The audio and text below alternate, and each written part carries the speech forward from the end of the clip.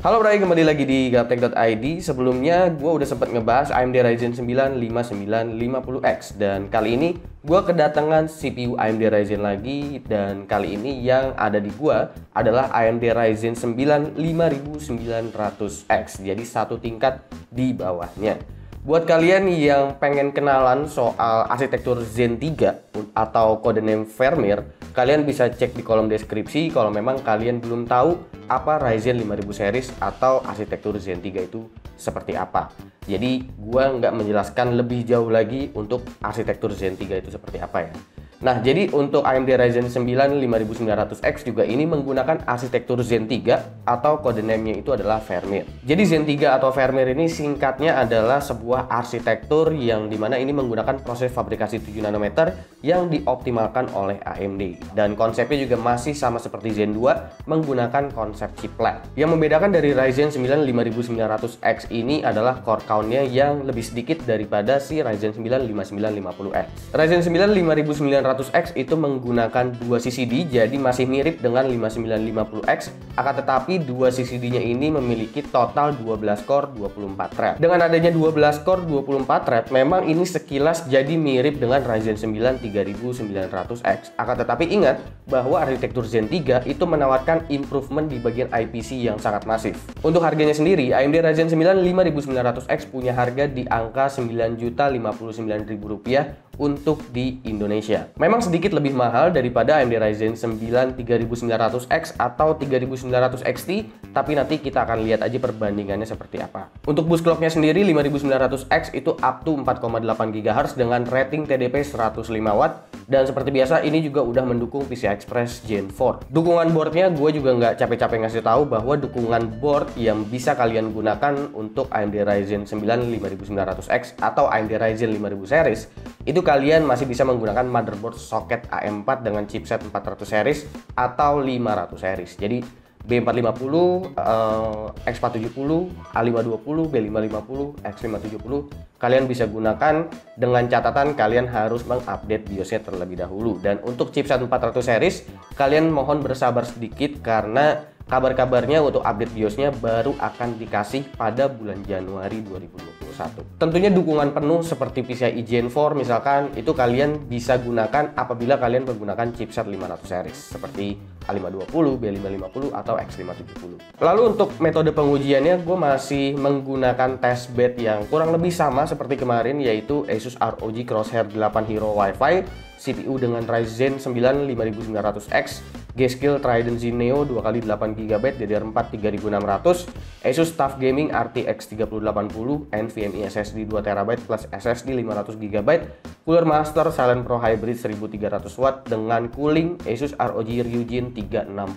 Gue menggunakan update BIOS terbaru dengan versi AGESA 1100 patch C, dimana AMD bilang bahwa versi BIOS ini udah mendukung FCLK 2000 MHz, yang berarti kita bisa menjalankan RAM 4000 MHz dengan FCLK 1:1. Dan emang terbukti DDR4 4000 MHz FCLK 1:1 udah sempat bisa dijalankan di sini. Sayangnya FCLK 2000 MHz ini belum mendukung untuk semua kit memori, yang berarti belum semua kit memori ini bisa dijalanin stabil untuk harian jika kalian menggunakan 4000 MHz pada FCLK 1:1. Hal ini menurut gue wajar ya, karena untuk update BIOSnya sendiri itu masih beta release. Jadi kalau misalkan nanti udah keluar versi full release-nya, gua rasa itu kalian bisa menikmati DDR4 4000 MHz FCLK 1:1 di banyak memori, karena kalau sekarang compatibility-nya itu untuk kit memorinya belum sebanyak itu. Maka dari itu untuk pengujian kali ini, biar data pengujiannya juga jauh lebih relevan, gue masih tetap menggunakan memori kit DDR4 3600 MHz. Oh ya, AMD Ryzen 9 5900X juga nggak mendapatkan cooling bawaan, jadi tentunya kalian wajib banget membeli cooling aftermarket untuk CPU ini.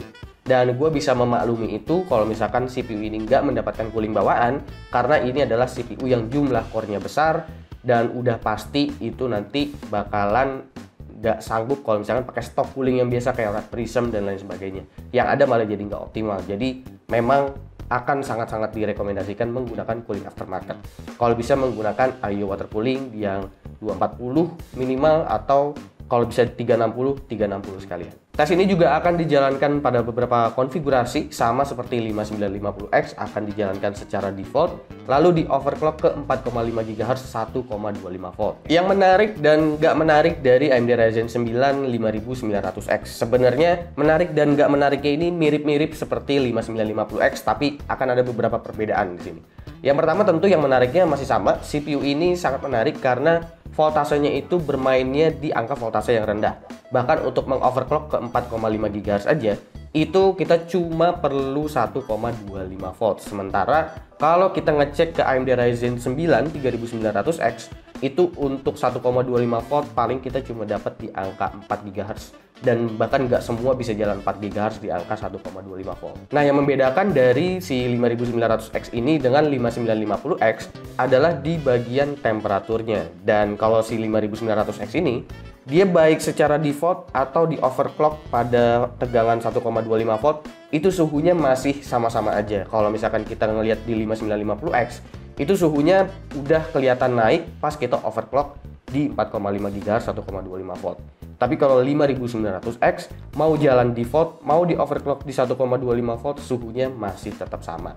Dan itu masih tetap menjadikan si 5900X ini adalah tipikal CPU yang adem untuk kelas CPU 12 core sebenarnya. Jadi gue sih bisa dibilang secara thermal ini 5900X lebih sensitif terhadap suhu jika dibandingkan dengan 5950X yang pas jalan default itu memang paling adem daripada yang lain. Lalu yang menurut gue jadi kurang menarik dan gue kurang senang juga masih tetap sama untuk suhu idle-nya, tapi gue masih bisa memaklumi juga. Karena untuk suhu idle-nya memang cukup tinggi dikarenakan ada boost 1 core yang dimana boost 1 core-nya ini memerlukan 1,5 volt dan itu membuat suhu idle-nya jadi kelihatan tinggi. Tapi nggak perlu panik karena itu adalah suhu idle dan kalau kalian main game juga suhunya nggak akan beda jauh daripada suhu idle-nya. Dan nggak usah panik juga kalau misalkan ngelihat di HW Info atau di CPU Z ngelihat loko ini tegangannya bisa sampai 1,5 volt karena untuk mengejar boost dari CPU-nya. Oke, lalu kita masuk ke bagian pengujian dan pengujian pertama ini seperti biasa adalah analisa clock speed menggunakan Cinebench R20. Saat default clock speed yang didapatkan ini all core-nya itu sekitar 4 GHz. Saat load single core, gua rasa AMD berbohong di sini karena 5900X ternyata bisa boost sampai ke angka 4,9 bahkan 4,95 GHz saat load ringan atau load single core. Overclock ke 4,5 GHz membuat load all core-nya atau load single core-nya akan tetap konstan di angka 4,5 GHz. Pengujian selanjutnya adalah ngetes seberapa kencang IPC-nya dan metode ini akan menggunakan fixed clock speed, yaitu clock speed-nya akan dijalankan di 4 GHz aja. Dan ini akan dibandingkan langsung dengan pendahulunya, yaitu AMD Ryzen 9 3900X. Pada Cinebench R15 Core 5900X saat 4 GHz adalah sekitar 219. Tentu karena ini adalah arsitektur yang sama seperti 5950X, hasilnya juga akan mirip-mirip dengan Ryzen 5000 series lainnya. Cinebench R20 untuk R9 5900X mendapatkan skor 515. Herannya justru di R20 ini bisa ngelewatin 5950X.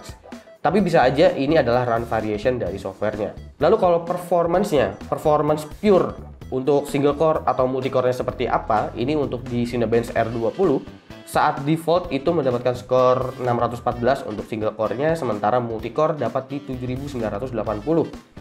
Saat di overclock ini untuk single core-nya memang turun ke 581 karena itu tadi kita nggak mendapatkan boost angka 4,9 GHz itu, tapi multicore-nya naik jauh. Multicore-nya naik jauh ke 8617. Bisa dilihat juga dalam keadaan default selisih performa multicore dengan 3900X udah beda 1000 poin dan bahkan single core tertinggal lebih dari 100 poin.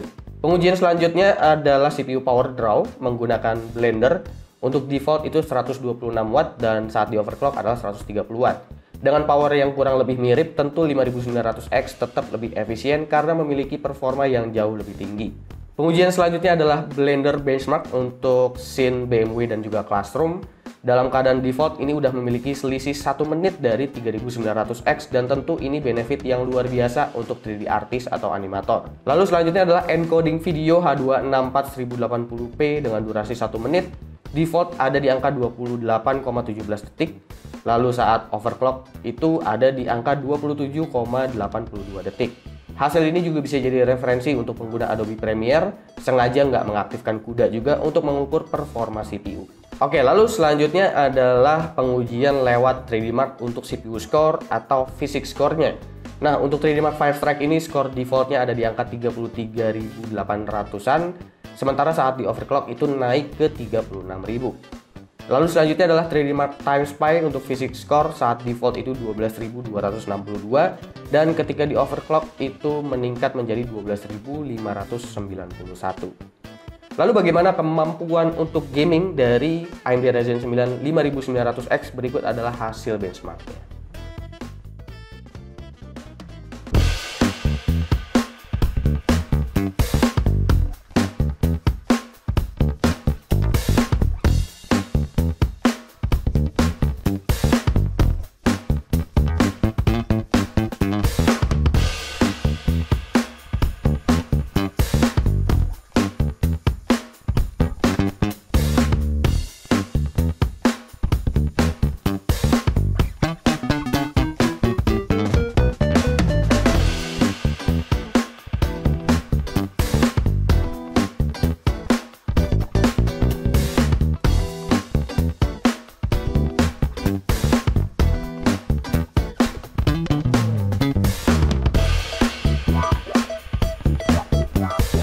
Oke, kita masuk ke bagian kesimpulan untuk AMD Ryzen 9 5900X. Dan menurut gua pribadi, AMD Ryzen 9 5900X ini masih tetap memiliki harga yang pantas, meski memang terlihatnya lebih mahal daripada 3900X atau 3900 XT. Dan buat kalian yang memang lagi ada rencana buat rakit PC yang speknya itu high-end, gua rasa loncat langsung aja ke 5900X ketimbang ambil 3900X atau 3900 XT. Ini emang ngebikin pengguna 3900X atau 3900 XT jadi baper. Seakan-akan AMD bener-bener sikat abis generasi sebelumnya. Meski karakter CPU ini termasuk adem, tapi 5900X lebih sensitif dengan suhu jika dibandingkan dengan 5950X yang emang adem banget. Maka tetap disarankan menggunakan cooling yang proper. Potensi performa saat overclocking menjanjikan kemampuan productivity, namun jika digunakan untuk gaming, sangat direkomendasikan untuk dibiarkan jalan default aja. Oke, kira-kira segitu pembahasan gua soal AMD Ryzen 9 5900X, berarti yang belum gua bahas adalah Ryzen 7 dan Ryzen 5-nya.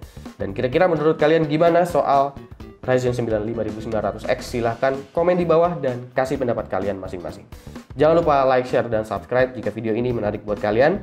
Follow sosial media gue kalau lu kepo sama apa yang ada di balik layar Gaptek. Gue Suki dan seperti biasa, sampai jumpa di lain kesempatan.